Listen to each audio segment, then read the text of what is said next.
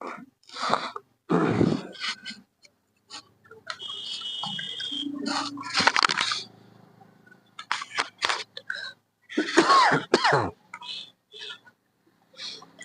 My dear friends, आज का topic रहने वाला है क्लास 10th के फिजिक्स का पहला चैप्टर का ऑब्जेक्टिव 100 तक, मतलब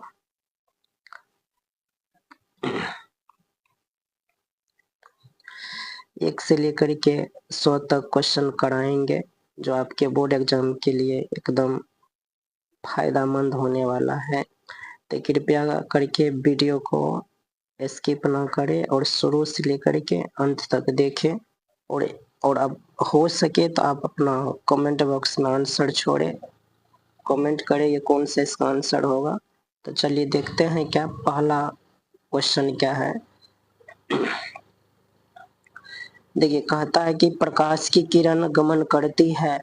तो हम पढ़ाए थे आप लोगों को कि प्रकाश की किरण गमन करती है सीधी रेखा में। कहाँ पे करता है? सीधी रेखा में। तो प्रश्न 1 का आंसर हो जाएगा ए, सीधी रेखा में। चलिए नेक्स्ट देखते हैं। प्रश्न संख्या 2 है, जो है प्रकाश के परावर्तन के कितने नियम होते हैं या है? तो प्रकाश के परावर्तन के 2 नियम होते हैं। कितने नियम होते हैं? 2 नियम होते हैं। चलिए आगे देखिए। अगला है कि समतल दर्पण द्वारा बना प्रतिबिंब होता है। देखिए, समतल दर्पण द्वारा बना प्रतिबिंब वास्तविक नहीं होता है, और इनमें से कोई नहीं, ई भी नहीं होगा, और ए और बी दोनों ऑप्शन का था। वास्तविक एवं काल्पनिक भी होता है, नहीं, ए और बी दोनों में से इसमें से भी कोई नहीं होगा। सिर्फ जो होता है समतल दर्पण द्वारा बना प्रतिबिंब काल्पनिक और आभासी होता है, या काल्पनिक बोलो या आभासी बोलो, ठीक है ना। तो 3 नंबर का प्रश्न का उत्तर हो जाएगा बी। चलिए आगे देखते हैं अगला।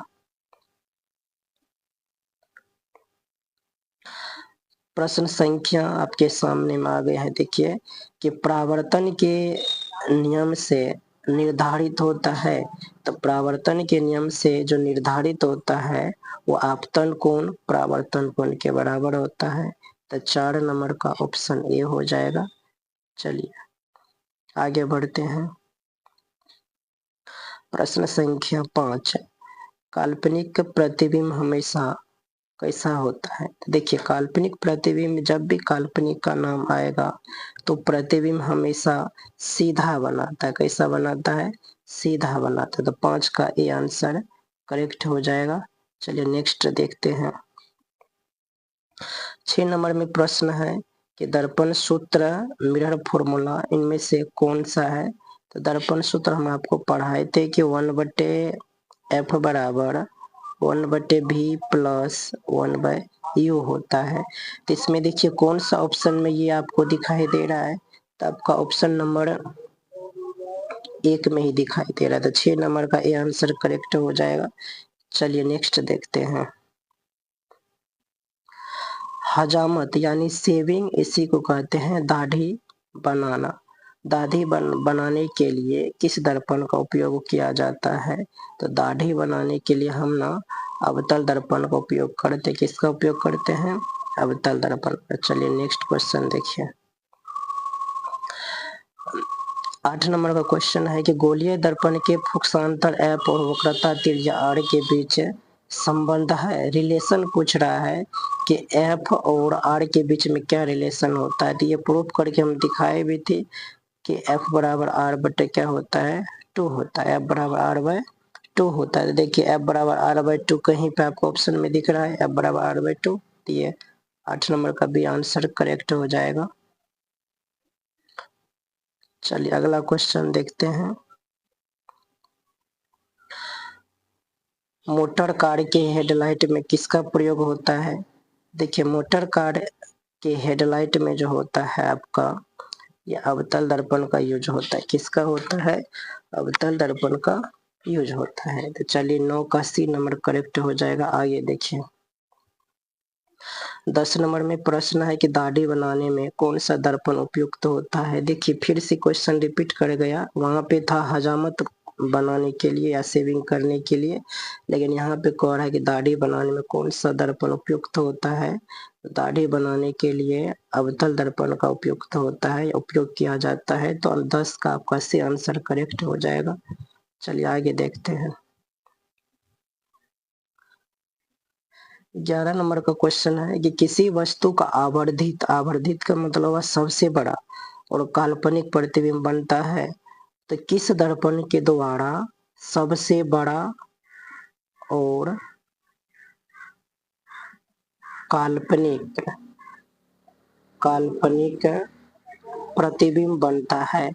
तो आप पढ़े होंगे, तो इसमें अवतल दर्पण जो होता है, अवतल दर्पण के द्वारा आपका जो प्रतिबिंब बनता है आभासी और सबसे बड़ा एक कंडीशन में ही बनता है, बाद बाकी आपका वास्तविक ही बनता है। लेकिन एक ही बार ऐसा होता है कि जो अवतल दर्पण में जो बना प्रतिबिंब होता है सबसे बड़ा और काल्पनिक होता है। तो 11 नंबर का भी आंसर करेक्ट हो जाएगा। चलिए अगला देखते हैं। 12 नंबर में मोटर कार के चालक के सामने साइड मिरर लगा रहता है, तो मोटर कार के चालक के सामने साइड मिरर जो रहता है आपको उत्तल दर्पण होता है। कौन सा दर्पण होता है? उत्तल दर्पण होता है। तो चलिए नेक्स्ट नंबर। सोलर कुकर में प्रयोग किया जाता है। सोलर कुकर में किसका प्रयोग किया जाता है? देखिए सोलर कुकर में किस दर्पण का प्रयोग किया जाता है, तो यहाँ पे हो जाएगा सोलर कुकर में आपका अवतल दर्पण का प्रयोग किया जाता है। किसका प्रयोग किया जाता है? अवतल दर्पण का प्रयोग किया जाता है। चलिए नेक्स्ट नंबर।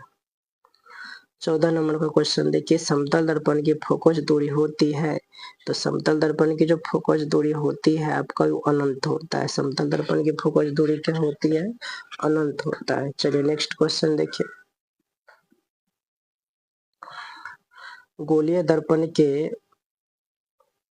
चलिए अगला देखिए क्या है क्वेश्चन है कि गोलीय दर्पण के परावर्तक पृष्ठ के वृत्ताकार सीमा रेखा व्यास कहलाता है। यानी गोलीय दर्पण के परावर्तक पृष्ठ के वृत्ताकार सीमा रेखा व्यास कहलाता है। तो इसमें से क्या कहलाता है आपको इसका आंसर देना है। तो 15 नंबर का जो आंसर बनेगा आपका गोलीय दर्पण का द्वारक, गोलीय दर्पण का द्वारक कहलाता है। तो ये आंसर करेक्ट हो जाएगा 15 का डी आंसर।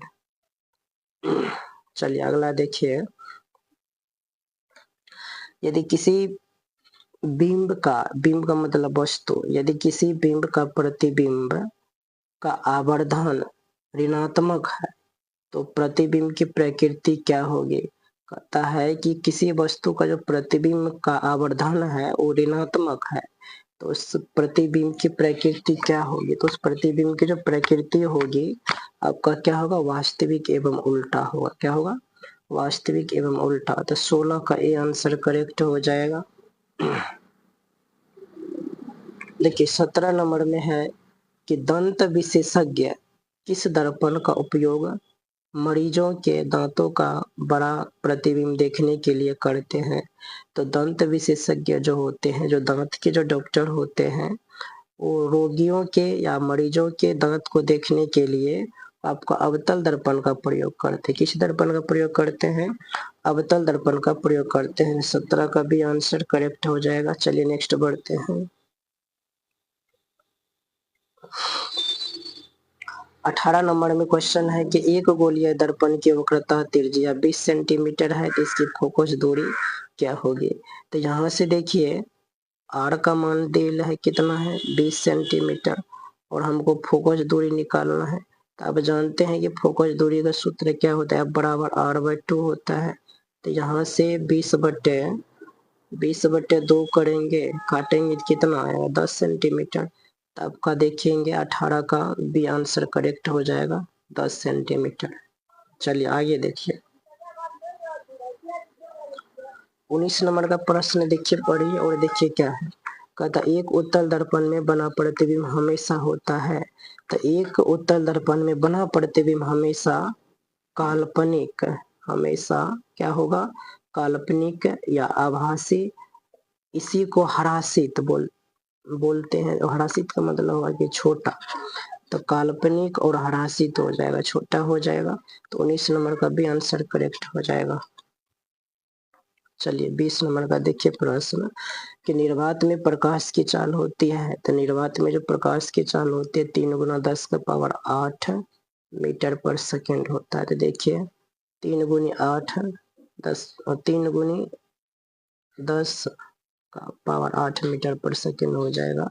तो 20 का ये आंसर करेक्ट हो जाएगा। 3 गुनी 10 का पावर 8 मीटर पर सेकेंड हो जाएगा। चलिए अगला देखिए। समतल दर्पण द्वारा बना प्रतिबिंब होता है। देखिए समतल दर्पण द्वारा जो बना प्रतिबिंब होता है हमेशा आपका आभासी होता है। तो जानते हैं कि आभासी प्रतिबिंब को पर्दे पर उतारा नहीं जा सकता है। तो आपका आभासी प्रतिबिंब को पर्दे पर नहीं उतार सकते हैं। 21 नंबर का भी आंसर करेक्ट हो जाएगा। चलिए आगे 22 का देखते हैं। अवतल दर्पण में जब, चलिए थोड़ा क्वेश्चन और बड़ा कर लेते हैं। अवतल दर्पण में जब वस्तु ध्रुव और फोकस के बीच हो तो प्रतिबिंब कहाँ बनता है। अवतल दर्पण में ध्रुव और फोकस के बीच जब वस्तु रहता है तो प्रतिबिंब कहाँ बनता है। देखिए सबसे पहले आप यहाँ पे अवतल दर्पण बना लीजिए। अवतल दर्पण, तो ऐसे करके पहले हम अवतल दर्पण बनाते हैं।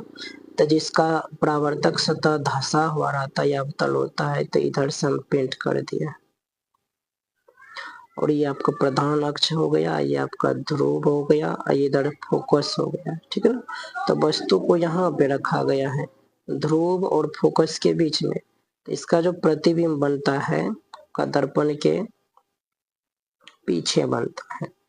कहाँ बनेगा इसका प्रतिबिंब, दर्पण के पीछे। तो 22 का आंसर सी करेक्ट हो जाएगा, दर्पण के पीछे।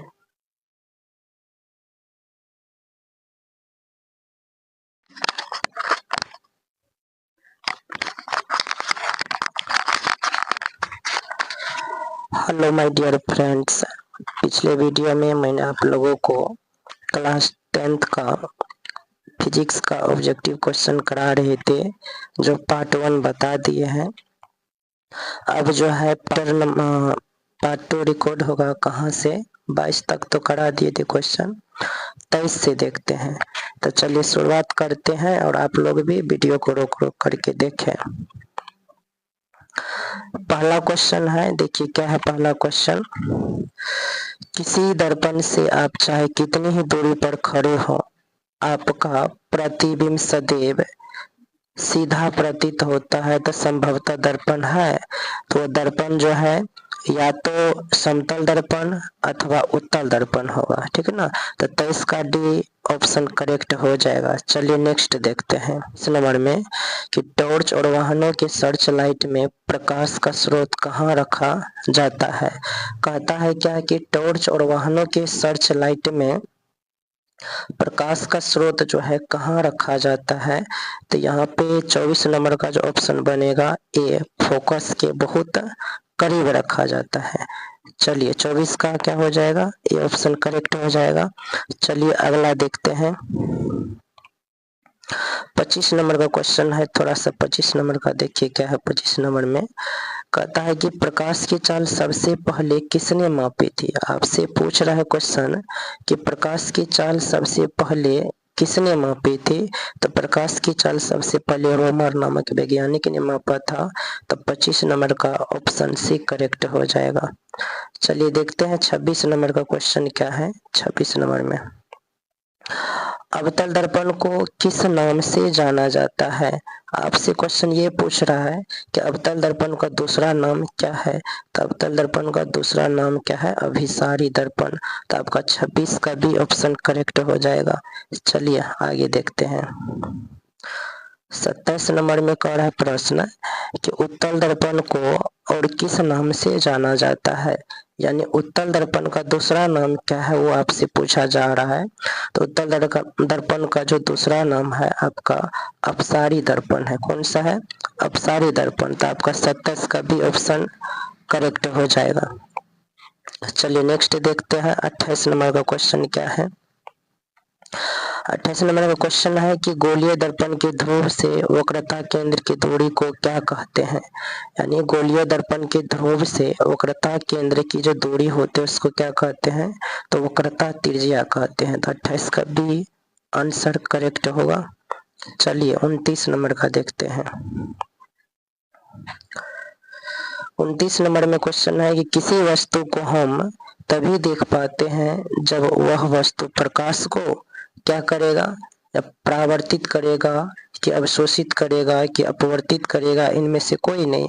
हम किसी वस्तु को तभी देख पाते हैं जब वस्तु प्रकाश को क्या करेगा, परावर्तित करेगा। तो 29 का बी आंसर करेक्ट होगा। चलिए 30 नंबर का क्वेश्चन देखते हैं। कहता है कि परावर्तन के नियम लागू होता है। परावर्तन का नियम आपसे ये पूछ रहा है कि परावर्तन का नियम जो होता है लागू किस पे होता है। तो यानी सभी परावर्तक पृष्ठ के लिए परावर्तन का नियम क्या होता है, लागू होता है। तो 30 का आपका आंसर डी ऑप्शन बनेगा। चलिए आगे देखिए। 31 नंबर का क्वेश्चन क्या है, थोड़ा क्वेश्चन का जो है आप आंसर कमेंट करें।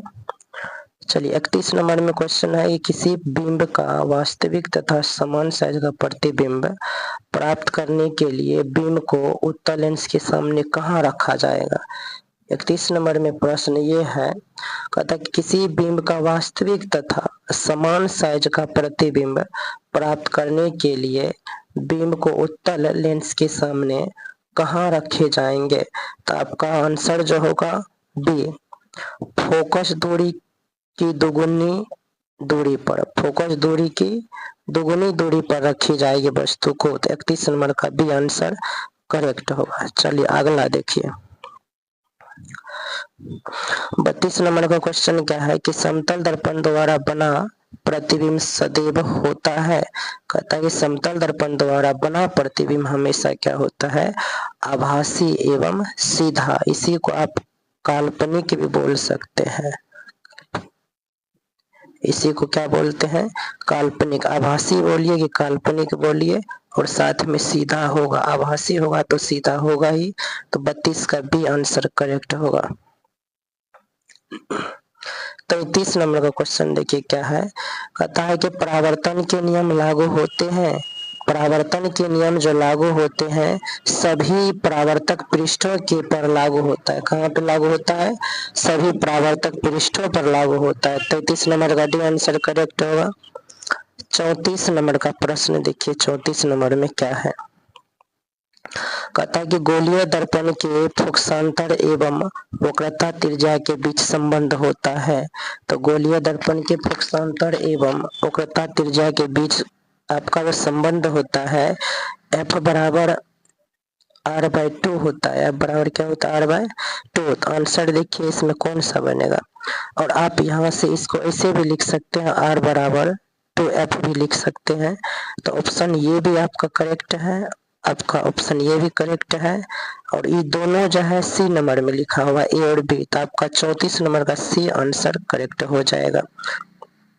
ए एवं बी दोनों, 34 का सी आंसर करेक्ट होगा। चलिए 35 नंबर का देखते हैं। 35 नंबर में क्वेश्चन है कि नई कार्तीय चिन्ह परिपाटी के अनुसार दर्पण के सामने रखे गए बिंब की दूरी ली जाती है। बिंब की दूरी ली जाती है तो आपका ऋणात्मक होगा। क्या होगा, ऋणात्मक होगा। दर्पण के सामने रखे गए जब जो भी वस्तु होते हैं उसकी जो दूरी ली जाती है ना, तो ऋणात्मक ली जाती है। तो 35 नंबर का बी आंसर करेक्ट हो जाएगा। चलिए 36 नंबर का देखते हैं। किस दर्पण का उपयोग सामान्यतः वाहनों का पश्च दृश्य दर्पणों के रूप में किया जाता है। आपसे क्वेश्चन ये पूछ रहा है, ये किस दर्पण का उपयोग हम वाहनों के पश्च दृश्य अर्थात साइड मिरर के रूप में इसका यूज करते हैं। तो 36 नंबर का आपका जो ऑप्शन बनेगा सी बनेगा। क्या बनेगा, 36 का सी बन जाएगा, उत्तल दर्पण। चलिए नेक्स्ट देखिए। 37 नंबर में है कि सौर भट्टियों में सूर्य के प्रकाश को केंद्रित करने के लिए किस बड़े दर्पण का उपयोग किया जाता है। तो सौर भट्टियों में जो दर्पण यूज किया जाता है वो आपका अवतल दर्पण होता है। तो 37 नंबर का बी करेक्ट हो जाएगा। चलिए 38 नंबर का प्रश्न देखते हैं। 38 नंबर में क्या दिया गया है।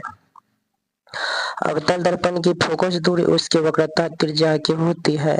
अवतल दर्पण की जो फोकस दूरी होती है उसके वक्रता त्रिज्या क्या होती है, आधी होती है। तो 38 नंबर का जो आंसर बनेगा बी, आधी।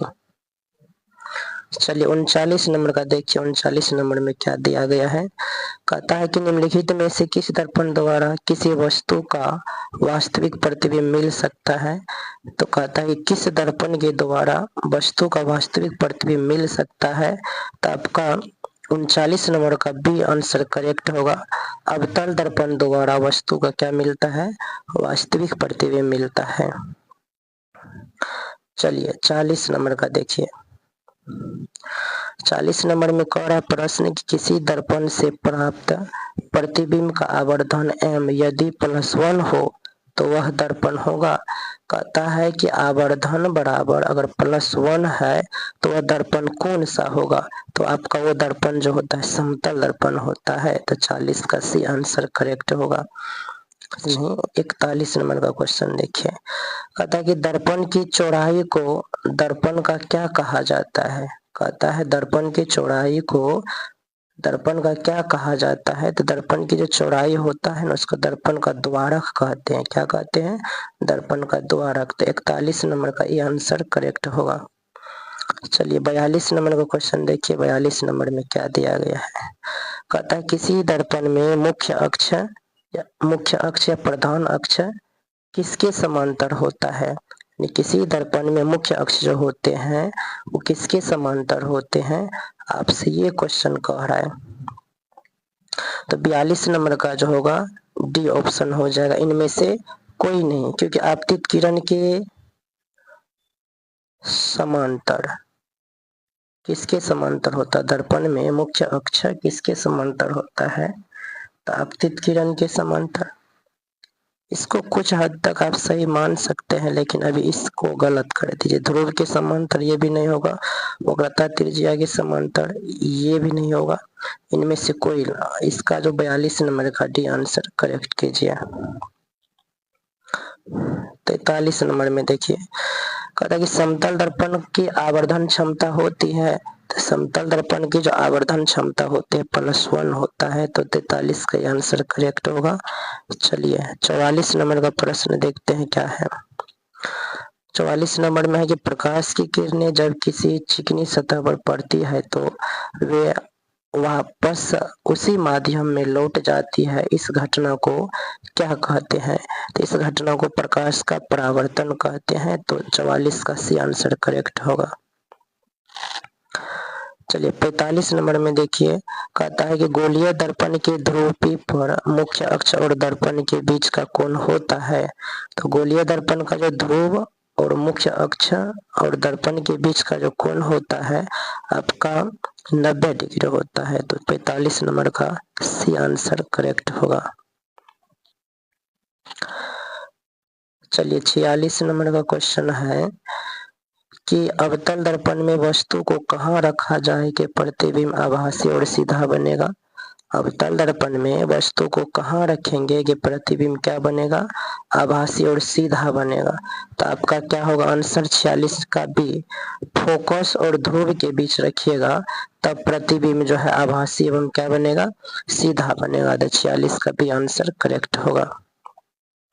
चलिए 47 नंबर का देखिए क्वेश्चन होता है, यानी किस दर्पण का दृष्टि क्षेत्र सबसे बड़ा होता है उसको आपको बताना है। तो उत्तल दर्पण का क्या होगा, उत्तल दर्पण का। 47 नंबर का सी आंसर करेक्ट होगा। चलिए नेक्स्ट देखते हैं 48 नंबर का। 48 नंबर का क्वेश्चन क्या है। कहता है कि गोलीय दर्पण के वक्रता केंद्र से गुजरने वाली रेखा को क्या कहते हैं। तो गोलीय दर्पण के केंद्र से गुजरने वाली जो रेखा होता है मुख्य अक्ष या प्रधान अक्ष होता है। तो 48 नंबर का ये आंसर करेक्ट होगा कि दर्पण सूत्र के अनुसार दूरी u हमेशा ली जाती है। तो दर्पण सूत्र के अनुसार वस्तु की जो दूरी यू होती है, हमेशा जो ली जाती है ऋणात्मक ली जाती है। क्या होता है? ऋणात्मक। तो 49 का भी आंसर सही होगा। चलिए 50 नंबर का क्वेश्चन देखिए क्या है 50 नंबर में। कांच के टुकड़े को दर्पण बनाने के लिए उस पर किसकी परत चढ़ाई जाती है? कांच के टुकड़े को दर्पण बनाने के लिए उस पर चांदी की परत चढ़ाई जाती है। तो आंसर बन जाएगा कौन सा आपका? चांदी। 50 का भी आंसर करेक्ट होगा।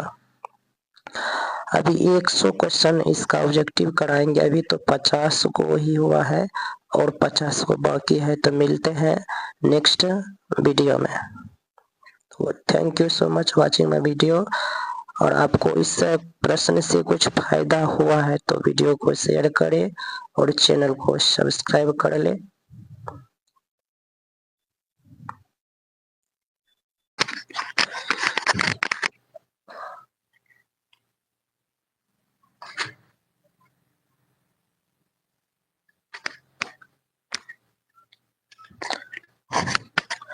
हेलो माय डियर फ्रेंड्स, चलिए अब लाइव में जुड़ जाइए। तो ब्रश टूल्स जो है वो आ गया है।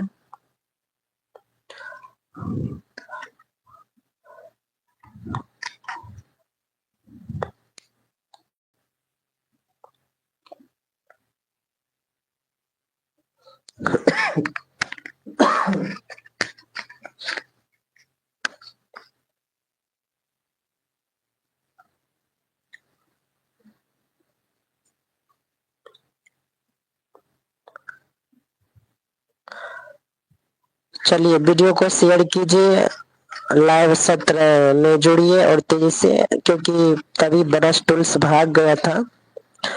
अभी किसी भी प्रकार से यहाँ पे जो है पकड़ के लाए हैं।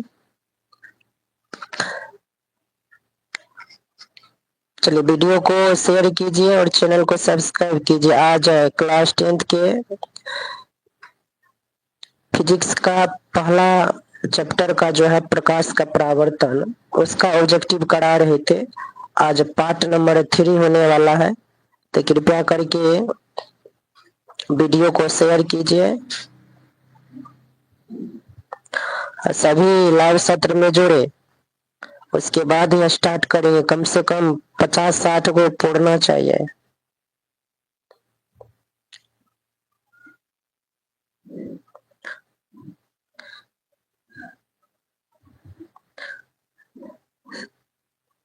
शेयर कीजिए वीडियो को।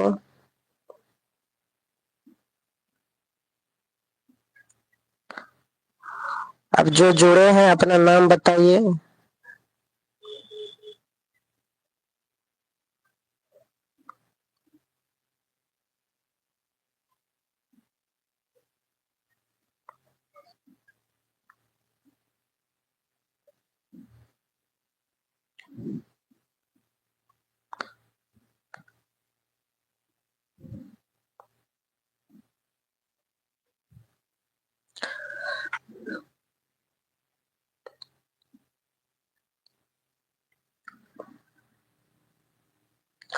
अच्छा, एक बच्चा कमेंट किया है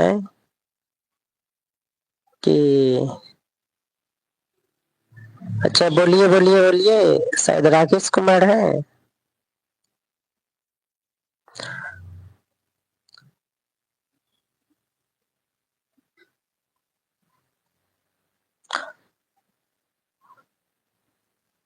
शेयर कीजिए वीडियो। जब तक 5-10 को नहीं होगा तब तक आगे नहीं बढ़ेंगे। तब तक शेयर कीजिए तब तक।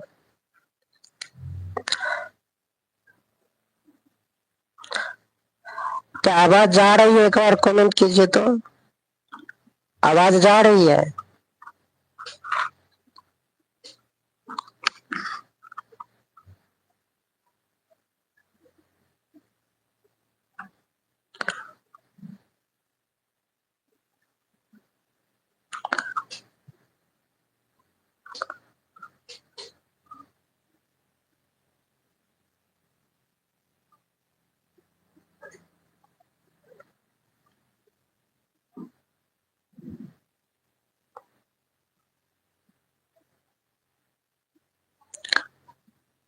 चलिए देखिए, पहला क्वेश्चन दिया गया है, थोड़ा सा इसको देखिए क्या पहला क्वेश्चन में क्या कहा गया है। कहता है क्या, ये जो 51 नंबर का क्वेश्चन है उसको थोड़ा सा देखिए। कहता अवतल दर्पण में जब वस्तु वक्रता केंद्र पर हो तो प्रतिबिंब कहाँ बनेगा। ये आपका अवतल दर्पण है, ये प्रधान अक्ष हो गया, ये आपका ध्रुव हो गया, ये फोकस हो गया और ये वक्रता केंद्र है। तो जब वस्तु को रखा गया है ये वक्रता केंद्र पर, तो पूछा जा रहा है इसका प्रतिबिंब कहाँ बनेगा। देखिए, जब वस्तु को वक्रता केंद्र पर रखा जाता है उसका प्रतिबिंब भी वक्रता केंद्र पर ही बनता है। तो आपका 51 नंबर का जो है सी ऑप्शन करेक्ट हो जाएगा। चलिए नेक्स्ट देखते हैं। नेक्स्ट है क्वेश्चन, कहता है कि 52 नंबर का क्वेश्चन है कि एक किरण समतल दर्पण पर लंबवत आपतित होती है तो परावर्तन कोण का मान होगा। देखिए यहाँ पे एक हम समतल दर्पण बना लेते हैं, एक समतल दर्पण बनाए, एक किरण जो है 90 डिग्री का कोण बना करके दर्पण पर आपतित हो रहा है। तो इस कंडीशन में जो परावर्तन कोण का मान बनता है वो 0 डिग्री बनता है। कितना बनता है? 0 डिग्री बनता है। 52 नंबर का भी ऑप्शन करेक्ट होगा। चलिए आगे देखते हैं।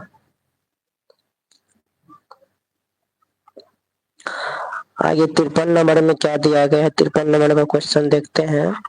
कहता है यदि किसी वस्तु को 10 सेंटीमीटर फोकस दूरी वाले अवतल दर्पण के सामने 20 सेंटीमीटर की दूरी पर रखा जाए तो प्रतिबिंब की स्थिति क्या होगी, यही पूछ रहा है।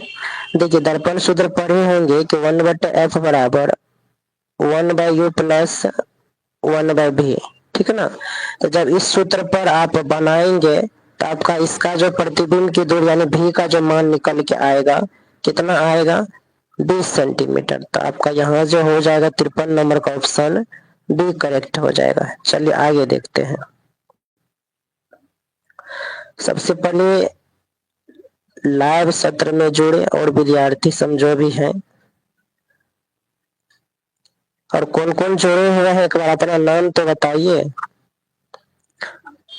चलिए देखते हैं अगला। देखिए क्वेश्चन क्या है, कहता है कि 54 नंबर में कहता है कि एक उत्तल दर्पण की वक्रता त्रिज्या 32 सेंटीमीटर है तो इसकी फोकस दूरी क्या होगी। तो यहाँ पे देखिए f बराबर r/2, एक सूत्र पढ़े होंगे आप लोग। यहाँ से 32 बटे r का मान 32 है, बटे में क्या होगा 2, तो काटिएगा तो कितना निकल के आएगा 16। तो इस प्रश्न का जो उत्तर बनेगा आपका 16 सेंटीमीटर बनेगा। 54 नंबर का भी ऑप्शन करेक्ट होगा। आप लोग भी उधर से कमेंट कीजिए कौन सा ऑप्शन सही होगा, ठीक है ना।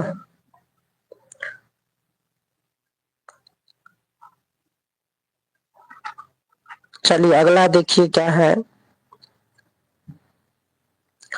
प्रश्न है 55 नंबर का, कहता है कि परावर्तन के नियम के अनुसार आपतन कोण हमेशा परावर्तन कोण के क्या होता है, तो बराबर होता है। कौन चीज होता है? बराबर होता है। तो आपतन कोण जो है परावर्तन कोण के हमेशा क्या होगा? बराबर। 55 का सी आंसर करेक्ट होगा। चलिए आगे देखिए। 56 नंबर का प्रश्न है कि गोलीय दर्पण के मध्य बिंदु को क्या कहते हैं। गोलीय दर्पण के मध्य बिंदु को ध्रुव कहते हैं। तो 56 नंबर का ए ऑप्शन करेक्ट होगा। चलिए आगे देखिए। इसके बाद है अगला 57 नंबर का। देखिए 57 नंबर में क्या कह रहा है, अवतल दर्पण द्वारा बना प्रतिबिंब वास्तविक और उल्टा होता है। अवतल दर्पण द्वारा बना प्रतिबिंब वास्तविक और उल्टा होता ही है, लेकिन एक कंडीशन एक ऐसा आता है जिस अवतल दर्पण यहाँ पे हम बना लेते हैं। देखिए यहाँ पे ध्रुव है, ये फोकस है, ये वक्रता केंद्र है, ठीक है ना। एक कंडीशन ऐसा आता है अवतल दर्पण में जब ध्रुव एवं फोकस के बीच यानी ध्रुव एवं फोकस के बीच जब वस्तु को रखा जाता है तो इसका प्रतिबिंब दर्पण के क्या बनता है? पीछे बनता है। दर्पण का कहाँ बनता है? पीछे। किस कंडीशन में? तो ध्रुव एवं फोकस के बीच में जब वस्तु को रखे जाते इस कंडीशन में, ठीक है ना, द सिवाय एक स्थिति है वो, तो इसका मतलब इसको छोड़ करके जितना भी अवतल दर्पण द्वारा प्रतिबिंब बनेगा सब वास्तविक और उल्टा बनेगा। तो 57 नंबर का यहाँ पे आपका सी आंसर ही करेक्ट होगा। चलिए आगे देखिए। एक बार देखते हैं कितना जुड़े हुए हैं। मात्र 2 बच्चे लाइव में जुड़े हुए हैं, और थोड़ा सा वीडियो को शेयर कीजिए। चलिए आगे देखिए। कहता है 58 नंबर में क्वेश्चन है कि उत्तल दर्पण का उपयोग साइड मिरर के रूप में क्यों किया जाता है। उत्तल दर्पण का उपयोग जो है साइड मिरर के रूप में क्यों करते हैं। तो इसका दृष्टि क्षेत्र जो होता है व्यापक होता है और प्रतिबिंब सीधा बनता है। तो आपका जो 58 नंबर का हो जाएगा बी ऑप्शन करेक्ट हो जाएगा। चलिए आगे देखिए। आगे क्या है 59 नंबर में कहता है कि एक अवतल दर्पण की फोकस दूरी हमेशा होती है। अवतल दर्पण की जो फोकस दूरी होती है हमेशा क्या होता है, निगेटिव होता है, ऋणात्मक होता है। तो 59 नंबर का बी ऑप्शन करेक्ट होगा। चलिए 60 नंबर का देखिए। 60 नंबर में कहता है उत्तल दर्पण की फोकस दूरी हमेशा होती है। तो उत्तल दर्पण की जो फोकस दूरी होती है धनात्मक होता है। तो 60 नंबर का ए आंसर करेक्ट होगा। चलिए आगे देखिए। 61 नंबर में प्रश्न दिया गया है, कहता है कि वास्तविक प्रतिबिंब के बारे में कौन सा कथन सत्य है। तो वास्तविक प्रतिबिंब को आप पर्दे पर प्राप्त कर सकते हैं, ये भी सही है। वास्तविक प्रतिबिंब हमेशा उल्टा होता है, ये भी सही है। और यह किरण के वास्तविक कटान से बनता है, ये भी सही है। तो आपका 61 नंबर का डी ऑप्शन करेक्ट हो जाएगा, उपर्युक्त सभी। चलिए 61 का हो गया। अब 62 की तरफ बढ़ते हैं। कहता है आभासी प्रतिबिंब की मुख्य विशेषता क्या है। आभासी प्रतिबिंब को आप पर्दे पर नहीं उतार सकते हैं। तो इसे पर्दे पर लिया जा सकता है नहीं, ये तो आपका गलत है। यह हमेशा सीधा होता है। हाँ, ये जो आभासी प्रतिबिंब होता है ये हमेशा क्या होता है, सीधा होता है। यह किरणों के वास्तविक कटान से बनता है नहीं। यह हमेशा वस्तु से बड़ा होता है नहीं, ये भी नहीं होगा। तो 62 नंबर का बी ऑप्शन करेक्ट होगा। चलिए आगे देखिए। 63 नंबर का क्वेश्चन है। 63 नंबर में क्या है देखिए। एक छात्र एक मोमबत्ती के लोक का प्रतिबिंब सफेद पर्दे पर प्राप्त करना चाहता है। तो उसे कौन सा दर्पण, किसी भी वस्तु का प्रतिबिंब आप पर्दे पर प्राप्त हो अवतल दर्पण का उपयोग करना जरूरी है। तो 63 नंबर का क्या हो जाएगा, सी ऑप्शन करेक्ट हो जाएगा। चलिए 64 नंबर का प्रश्न है, उसको थोड़ा देखिए। यदि आप यदि आप एक दर्पण के सामने खड़े हैं तो आपका सिर बड़ा है दिखाई देता है, जबकि पैर जो होते हैं छोटे। दर्पण का संयोजन क्या हो सकता है। देखिए दर्पण के सामने आप खड़े हैं, उसका प्रतिबिंब जो दिखाई दे रहा है, एक ऊपर वाला भाग बड़ा और नीचे वाला भाग छोटा दिखाई देता है। जानते हैं कि अवतल दर्पण जो होता है, कौन सा दर्पण, अवतल दर्पण ये बड़ा दिखाता है। तो ये ऊपर वाला भाग में हो जाएगा अवतल दर्पण और नीचे वाला भाग में हो जाएगा उत्तल दर्पण, ठीक है ना। तो आपका 64 नंबर का क्या हो जाएगा, ये आंसर ही करेक्ट होगा।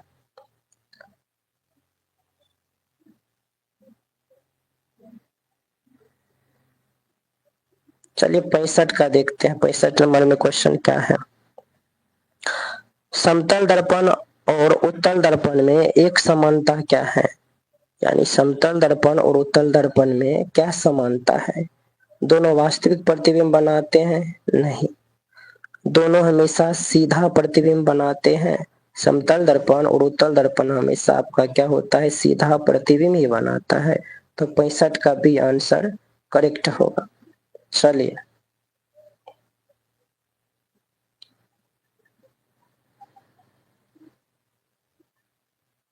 66 का देखिए।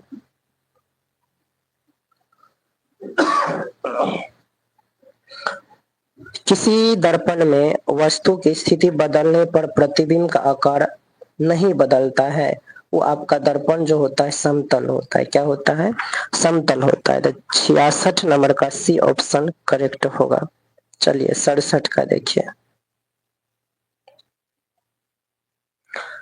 मुख्य अक्ष के समांतर आने वाली प्रकाश की किरणें परावर्तन के बाद कहां से होकर के गुजरती है? जब मुख्य अक्ष के समांतर आने वाली प्रकाश की किरण दर्पण से परावर्तन के बाद जो है, दर्पण से परावर्तन के बाद कहां से होकर के जाएगा? फोकस से होकर के जाता है। तो आपका 67 नंबर का सी आंसर करेक्ट होगा। चलिए आगे देखिए। 68 नंबर में क्या है? यदि कोई किरण वक्रता केंद्र सी से होकर दर्पण पर पड़ती है तो परावर्तन के बाद वह होगा। कोई किरण वक्रता केंद्र से होकर के दर्पण पर पड़ती है तो परावर्तन के बाद जो है वह किरण क्या होगा? उसी पथ पर वापस लौट जाएगी। ठीक है ना? तो 68 नंबर का बी आंसर करेक्ट होगा। चलिए आगे देखिए। 69 नंबर में देखिए क्या कह रहा है प्रश्न। कहता है कि अवतल दर्पण को पानी में डुबाने पर उसकी फोकस दूरी पर क्या प्रभाव पड़ेगा? अवतल दर्पण को पानी में डुबाने पर उसकी फोकस दूरी पर क्या प्रभाव पड़ेगा? उसकी फोकस दूरी पर कोई प्रभाव नहीं पड़ता है और परिवर्तित रहेगी। क्या रहेगी? और परिवर्तित रहेगी। तो 69 नंबर का सी ऑप्शन करेक्ट है। चलिए 70 नंबर का देखिए क्या है प्रश्न। कहता है कि 1 मीटर लंबी स्केल का समतल दर्पण में पूरा प्रतिबिंब देखने के लिए दर्पण की न्यूनतम लंबाई होनी चाहिए। कहता है 1 मीटर लंबी स्केल है तो इस लंबी स्केल 1 मीटर वाली लंबी स्केल का हाफ होना चाहिए दर्पण का न्यूनतम लंबाई। तो आपका 1 मीटर का हाफ कितना होगा? 0.5। तो यहाँ पे 70 नंबर का बी ऑप्शन करेक्ट होगा। चलिए 71 नंबर का प्रश्न देखिए। कहता है कि किस दर्पण में बड़ा प्रतिबिंब बनता है? तो अवतल दर्पण में ही तो बड़ा प्रतिबिंब बनता है। तो 71 का सी आंसर करेक्ट होगा। चलिए 72 का प्रश्न देखिए क्या है। कहता है किस दर्पण में केवल आभासी प्रतिबिंब बनेगा? तो किस दर्पण में आभासी प्रतिबिंब बनता है? तो समतल में भी आभासी बनता है और उत्तल में भी बनता है। ठीक है ना? तो आपका 72 नंबर का डी आंसर करेक्ट होगा। समतल तथा उत्तल दोनों में। 73 नंबर का प्रश्न देखिए क्या कह रहा है। 73 नंबर में गोलीय दर्पण की फोकस दूरी उसके वक्रता त्रिज्या की कितनी होती है? ये प्रश्न जो है रिपीट कर गया है। पिछले वाले वीडियो में मैंने बताया है कि फोकस दूरी जो होती है वक्रता त्रिज्या का क्या होता है? हाफ होता है। फोकस दूरी वक्रता त्रिज्या का क्या होता है? अच्छा, फोकस दूरी उसकी वक्रता त्रिज्या की कितनी होती है? तो फोकस दूरी वक्रता त्रिज्या का हाफ ही न होता है। तो यहाँ पे 73 नंबर का जो प्रश्न हो जाएगा आधी होती है। ठीक है ना? जय हिंद दोस्तों। इससे पिछली वीडियो में मैंने आप लोगों को क्लास 10th के पहला चैप्टर प्रकाश का परावर्तन का तीन भाग करा दिए हैं। आज जो है चौथा भाग है। तो 1 से लेकर के 73 तक क्वेश्चन करा दिए हैं। आज देखने वाले हैं 74 से लेकर के 100 तक। तो चलिए वीडियो पर बनी रहे शुरू से अंत तक। और वीडियो अच्छी लगी तो चैनल को सब्सक्राइब करें, वीडियो को लाइक करें और शेयर करें। चलिए स्टार्ट करते हैं। 74 नंबर में क्वेश्चन क्या है कि दर्पण में सभी दूरियां कहाँ से मापी जाती है? यानी दर्पण में सभी दूरियां कहाँ से मापी जाती है? तो दर्पण में जो सभी दूरियां मापी जाती है ध्रुव से मापी जाती है। कहाँ से मापी जाती है? ध्रुव से। तो 74 नंबर का बी आंसर सही हो जाएगा। तो ये 75 नंबर का क्वेश्चन कहता है कि आपतित किरण की दिशा में मापी गई दूरियां मानी जाती है।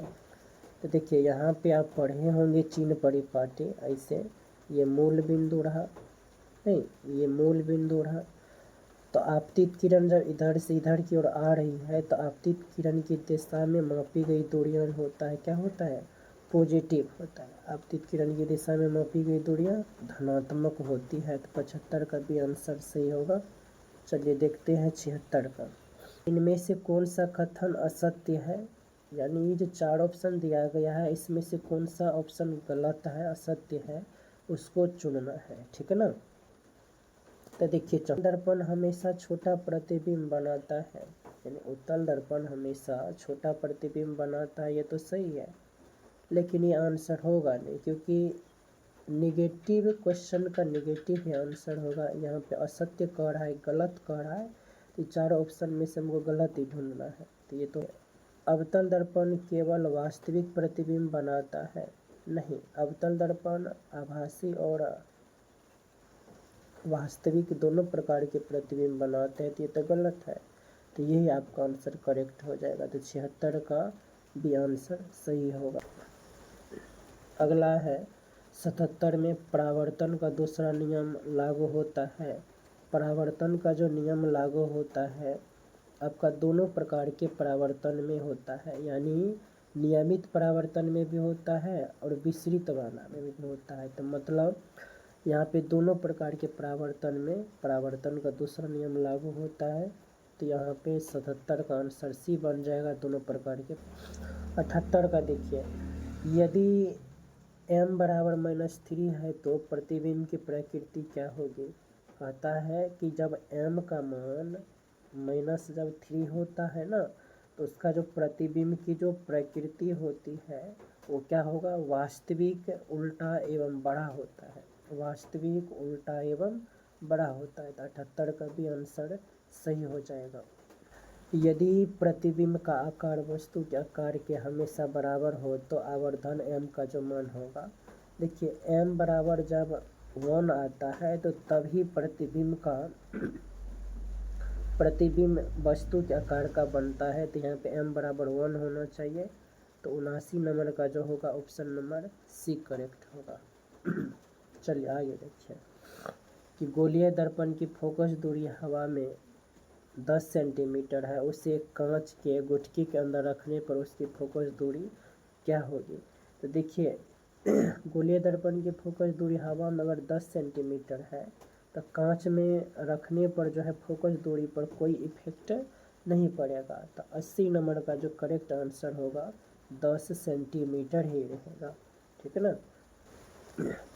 81 नंबर का देखिए प्रश्न कहता है कि एक व्यक्ति अपने चेहरे से 5 सेंटीमीटर की दूरी पर एक दर्पण रखता है जिससे उसे अपना चेहरा बहुत बड़ा और सीधा दिखाई देता है, वह दर्पण है। देखिए अवतल दर्पण ही ऐसा दर्पण है जो प्रतिबिंब को, यानी वस्तु का जो प्रतिबिंब होता है उसका बड़ा करके दिखाता है। तो 81 नंबर का भी आंसर करेक्ट होगा, अवतल दर्पण।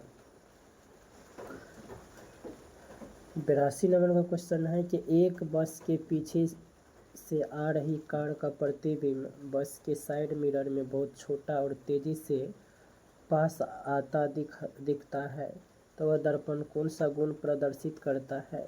तो वह दर्पण जो होगा आभासी प्रतिबिंब बनाएगा। कैसा प्रतिबिंब बनाएगा, आभासी एवं वस्तु से छोटा। तो ये आपका 82 नंबर का जो है बी ऑप्शन करेक्ट होगा।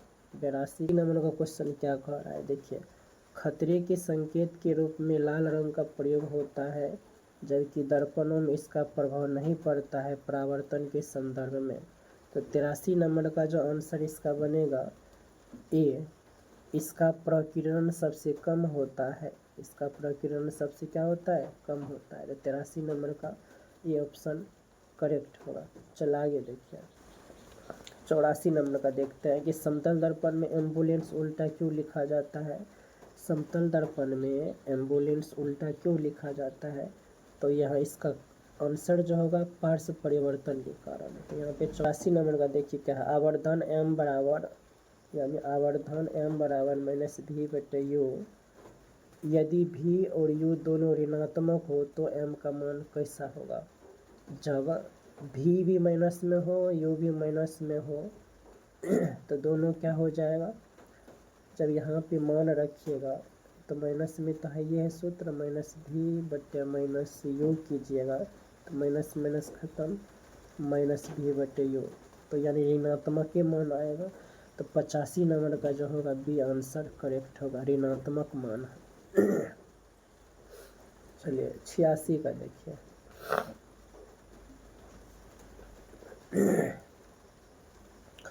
यदि किसी दर्पण का वक्रता केंद्र से ध्रुव P से 40 सेंटीमीटर दूर पर बाईं ओर है तो उसकी फोकस दूरी चिन्ह सहित क्या होगा।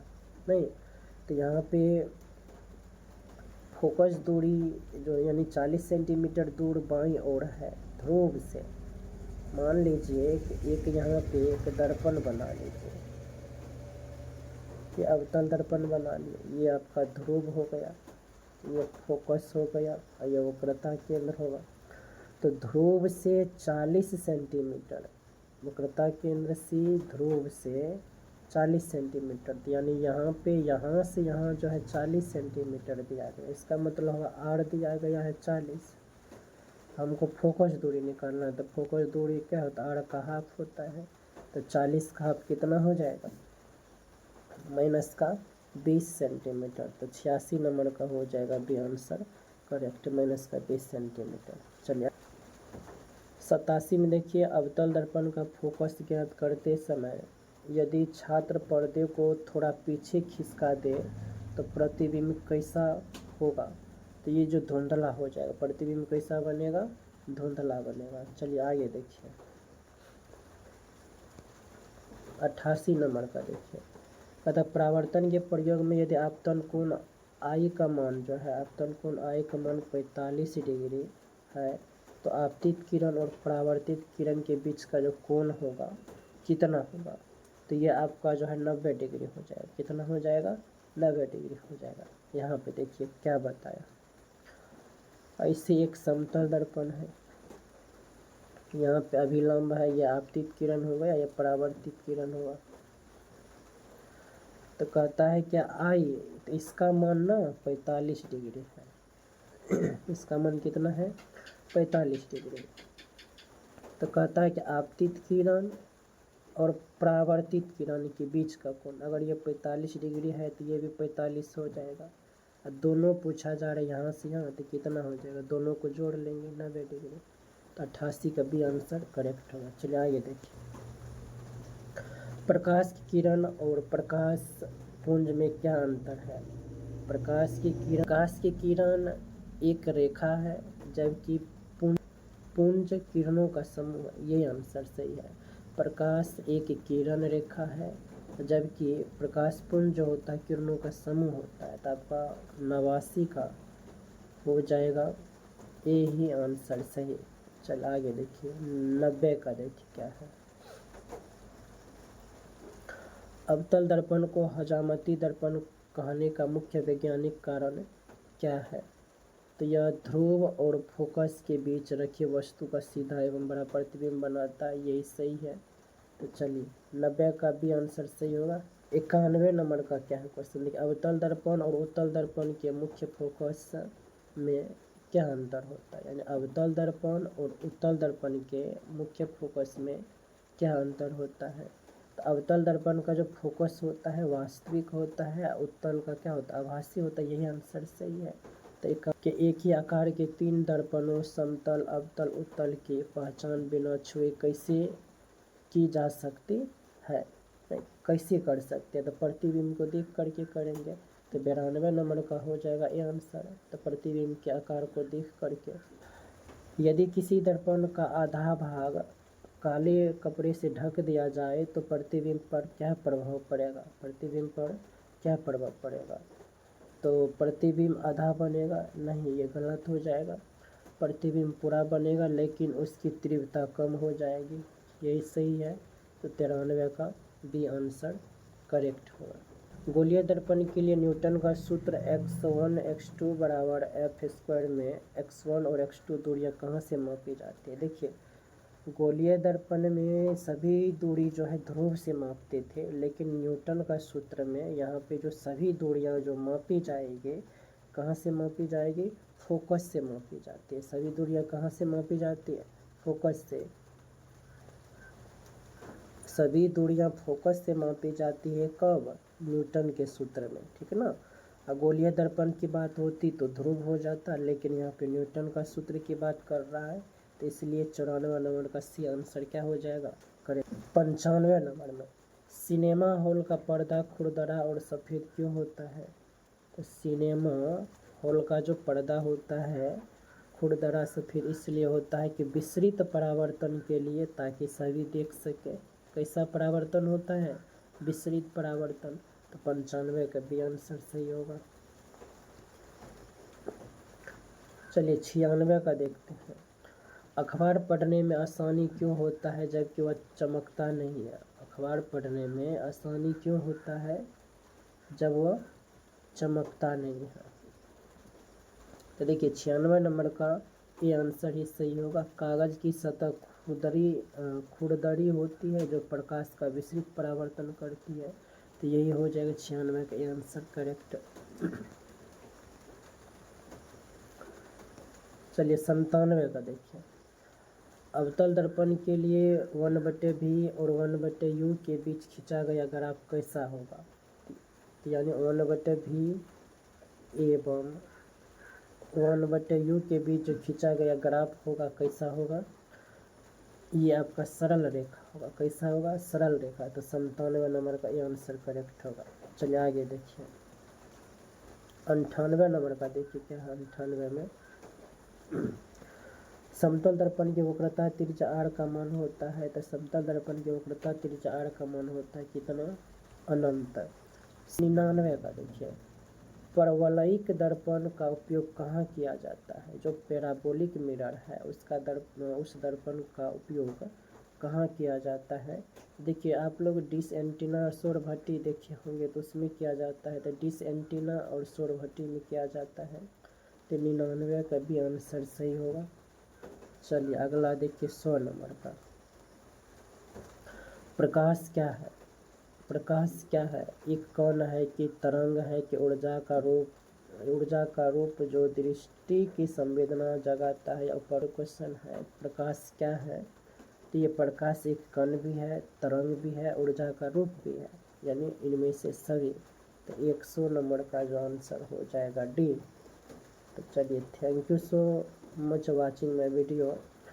आज आपका प्रकाश के परावर्तन चैप्टर 1 क्लास 10th के सभी क्वेश्चन चैप्टर नंबर 1 का करा दिया गया है 1 से लेकर के 100 तक। तो आप लोग चैनल को सब्सक्राइब जरूर करें। आप लोग